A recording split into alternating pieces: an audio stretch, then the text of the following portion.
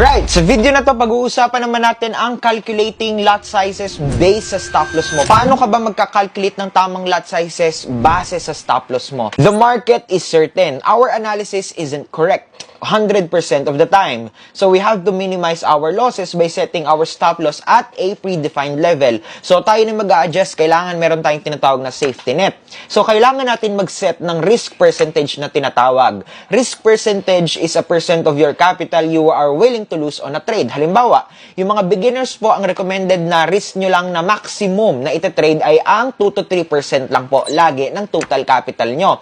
Ganito ang unang gagawin nyo. You have to analyze the market first. Halimbawa, sa example na to, ayan, makikita mo dito. Pababa siya, so we are going to do a selling here. So makikita nyo, do not mind much about the pip of your stop loss. Simply adjust your lot size based on your stop loss and the risk percentage you are willing to lose.